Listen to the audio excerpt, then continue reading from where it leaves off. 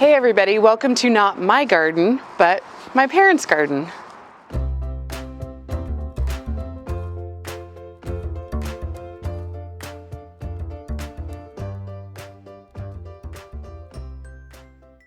We're at my parents' house today, and I wanted to show off what they have done in their garden because they moved a year and a half ago from a very large piece of property with a massive garden. I got all of my gardening passion from my dad and also my mom. And when they moved closer to where we live in Vancouver, Washington, they also took the opportunity to downsize. And by doing that, they moved into new construction and a house with a very small yard, which is exactly what they wanted. But true to form and true to my dad's passion, they have just made the best of the garden space. And I thought it was a really good example to share with you if you have recently bought into new construction, you have a smaller yard, and you're not sure what in the world to do with it. I'll show you some really great ideas and what they've done in the front and in the back. So right now where we're at, we're on the front porch of my parents' house, and like all new construction that's going in, a lot of the landscaping was already in place when they moved in, and this is just going to be some of your generic items that are planted, different grasses, perhaps some azaleas, just depending on what that builder chose for their landscaping staples. We have a cedar tree that was planted here.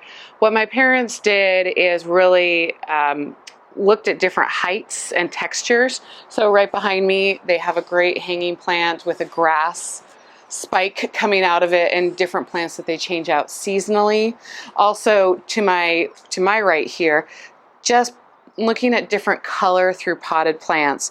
So don't be afraid to use smaller pots with maybe just one colorful annual. The more that you're potting up and putting together, the bigger impact you'll have, especially from the street inward. And then because it's shaded over the top, looking at color through shade. So they are using some fuchsias in this pot, as well as in the basket behind me. And then down at my feet, they have a couple ostelomarias planted in a couple different pots. So just different things to think about, perhaps not putting a perennial in the ground, but something that's colorful, putting it in a pot up on your deck. One thing to note about new construction, and if you live in a house that has relatively new construction, you know this, the dirt is not nutrient rich yet. It is construction dirt. There's not a lot to it. Not a lot thrives successfully in the new construction dirt. So don't be afraid to use pots, and then over time, as you build up the nutrients within your soil, you can move them into the landscape.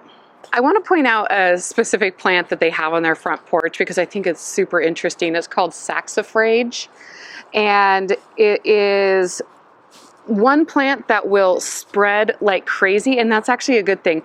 In the spring, this generally low profile perennial plant will shoot up the most gorgeous blooms right at the top of the season, and so it's really just a great welcome to the growing season. And then during the summer, it just gives a really cool low profile texture to your garden, whether it's in a pot, like this one's in a pot, or it's on the border. I have some in my front yard that was actually a start from this plant. So the great thing about this plant too is that it doesn't root in too deep, and all you have to do to propagate it into another place of your garden is just break off a little one of these blooms here. Just get the little base of the root, plant it in any dirt, and it will go crazy. It is so prolific and just one of my favorite plants that I have inherited from my parents. We've moved out closer to the street, and I wanted to point out a project that was actually for Mother's Day this year.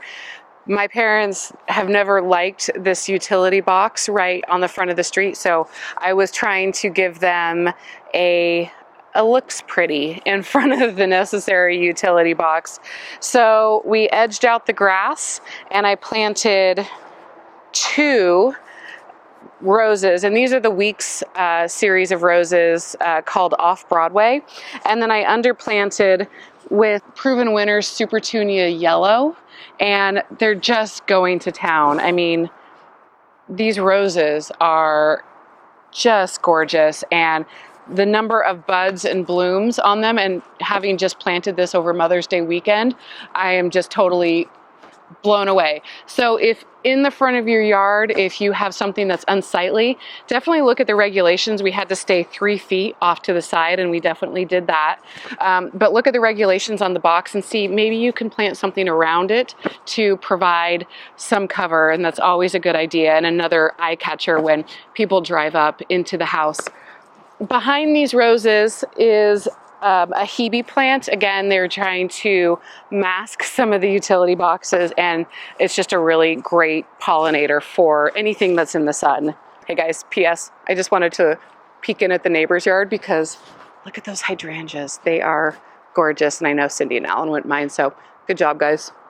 We love looking at those. So now we've come into the backyard, and like I mentioned before, it's a very small backyard, and again, that's what they wanted, as little maintenance as possible, but you can already see that they have made the best of the situation. So really, the whole width of their backyard is from the house that's just 3 feet in front of me to the fence that's just a couple feet behind me. So the entire width, maybe 8 feet wide, not very wide at all.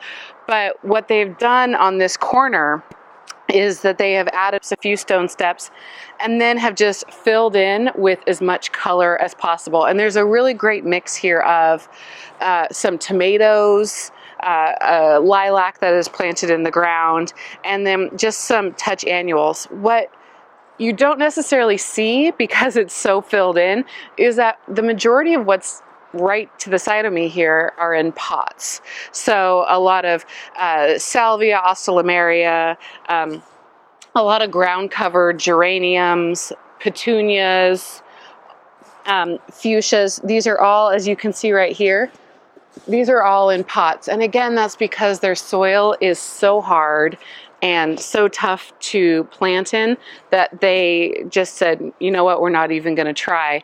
What we'll talk about in a second is that they did plant a few clematis in the ground, and they actually failed. So they just brought in a couple more, but they're going to plant them in pots as they go along. So why don't we head around the corner and you can see what else is in the backyard here.